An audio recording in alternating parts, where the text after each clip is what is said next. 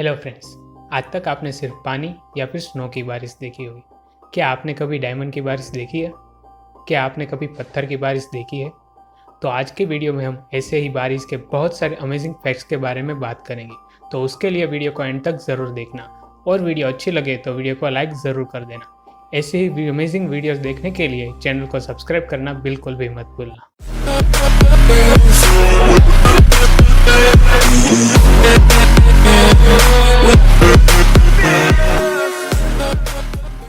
ऐसा ज़रूरी नहीं है कि बारिश सिर्फ पानी या फिर स्नो की हो। जिस तरह का एटमॉस्फेयर और कंडीशन पृथ्वी का है, उस तरह की कंडीशन हर प्लेनेट की नहीं होती। इसलिए अलग अलग प्लेनेट पर अलग अलग तरह की बारिश होती है, जैसे कि रेन ऑफ डायमंड यानी कि डायमंड की बारिश। यह जो डायमंड की बारिश है वो जुपिटर और शनि इन दो प्लेनेट पर होती है।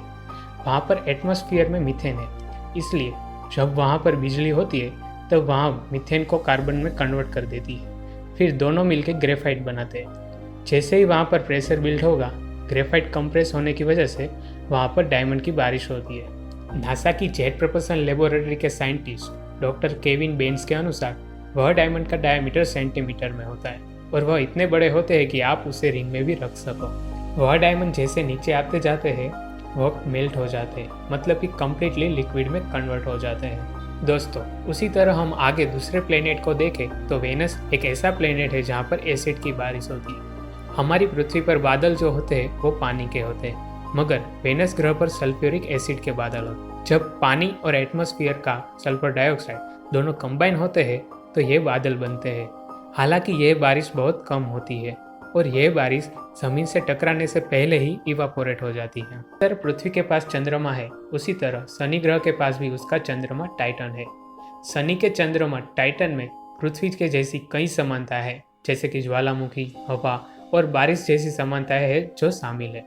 टाइटन और पृथ्वी सौरमंडल की एकमात्र दुनिया है जहाँ पर लिक्विड रेन यानी कि लिक्विड के फॉर्म में जो बारिश होती है वह जमीन से टकराती है। यह बारिश 1000 साल में एक ही बार होती है।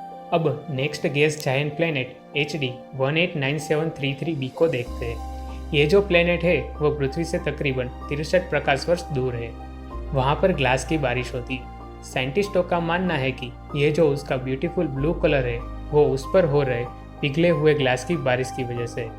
ये जो गैस जायंट प्लेनेट है वो अपने सूर्य से नज़दीक है, जिसके कारण उसका टेम्परेचर 1800 डिग्री से ज़्यादा हो जाता है, जिसके परिणाम स्वरूप ग्लास की बारिश होती है जो 4350 मील प्रति घंटे की गति से चलती है। नेक्स्ट देखते हैं एक और गैस जायंट प्लेनेट कोरट 7b के बारे में। इस प्लेनेट को रॉकी वर्ल्ड से जाना जाता है। इसे रॉकी वर्ल्ड इसलिए कहा जाता है क्योंकि यहाँ पर रॉक यानी कि पत्थर की बारिश होती है।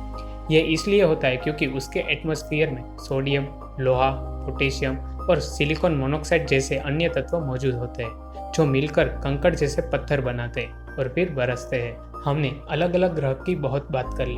अब हम देखते हैं पृथ्वी के बारे में। हमारी पृथ्वी पर भी कई अलग अलग तरह की बारिश होती है। उनमें से एक है रेन ऑफ फिश यानी कि मछलियों की बारिश। ऐसा कई बार देखने को मिला है कि मछलियाँ आसमान से गिर रही हो। ये वही मछलियाँ होती है जो पानी में पाई जाती है। तो आखिर ऐसा क्या होता है कि मछलियाँ आसमान में पहुंच जाती है? साइंटिस्टों का मानना है कि जब टोर्नेडो यानी कि बवंडर जब समंदर से होकर गुजरता है तो वह पानी के तूफान का रूप ले लेता है, जिसमें उसकी रफ्तार ज़्यादा होने के कारण वह अपने साथ साथ पानी में से मछलियाँ, सांप, कछुए, केकड़े जैसे जीव को अपने साथ साथ हवा में उड़ा देती है। वह जीव तब तक वापस नहीं गिरते जब तक उस बवंडर की रफ्तार कम ना हो जाए, और बाद में जब वह वापस जमीन पर गिरते हैं तो लगता है जैसे मछलियों की बारिश हुई हो। कभी कभार मगरमच्छ को भी गिरते हुए देखा गया।